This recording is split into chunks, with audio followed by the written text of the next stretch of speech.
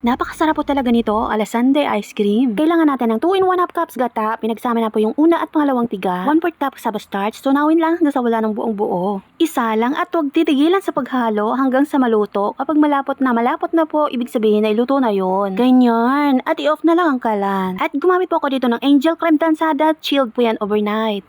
At kailangan din natin ng Tang Mango flavor. At ibit lang po natin ang Angel Creme Densada hanggang sa mag-double. Once double na ang creme densada ay pwede na po natin dito ibuhos ang kasaba mixture. Makikita po natin dito na malapot po talaga yung kasaba.